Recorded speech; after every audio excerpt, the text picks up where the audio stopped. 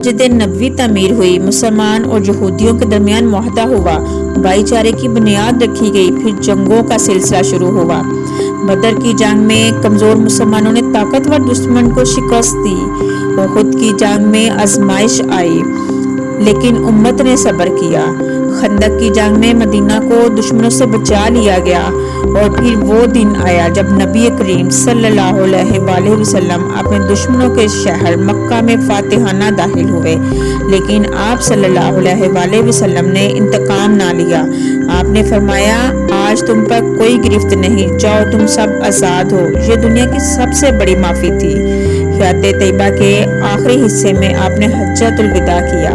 اس موقع پر آپ نے ایک خطبہ دیا جو انسانیت کا سب سے بڑا منشور ہے۔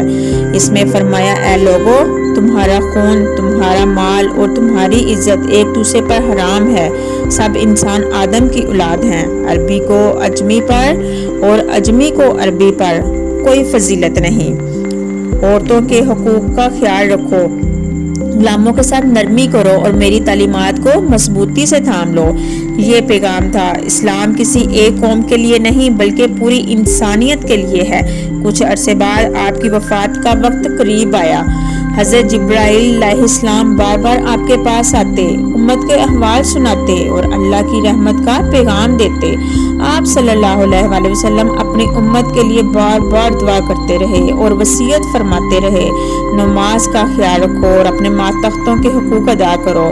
پھر 63 برس کی عمر میں آپ صلی اللہ علیہ وسلم نے دنیا سے پردہ فرمایا۔ سارا مدینہ غم سے لرز اٹھا۔ صحابہ کرام کی آنکھوں میں آنسو جاری تھے، مگر آپ صلی اللہ علیہ وسلم اپنی امت کے لیے قرآن اور سنت کی صورت میں وہ عظیم خزانہ چھوڑ گئے تھے جو قیامت تک روشنی کا مینار اور ہدایت کا ذریعہ رہے گا۔ آج کے دور میں لوگ دولت کے پیچھے دوڑ رہے ہیں، دل خالی ہیں، گھر اجڑ رہے ہیں، نفرت بڑھ رہی ہے، انصاف نایاب ہے۔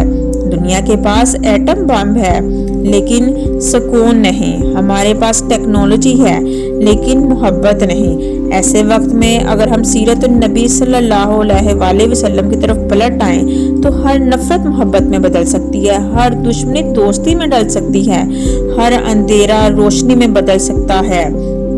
نبی صلی اللہ علیہ وآلہ وسلم نے ہمیں سچائی، رحم دلی، عدل اور انسانیت سکھائی۔ سوال یہ ہے، کیا ہم ان کی سیرت کو اپنی زندگی میں لا رہے ہیں؟ اگر ہاں تو دنیا سکون کا گہوارہ بن سکتی ہے، اگر نہیں تو یہ ہماری سب سے بڑی محرومی ہے۔ آئیے آج عہد کریں، نبی کریم صلی اللہ علیہ وآلہ وسلم کی سیرت کو پڑھیں گے، سمجھیں گے اور اپنی زندگی میں اپنائیں گے۔ یہی ہماری دنیا اور آخرت کی اصل کامیابی ہے۔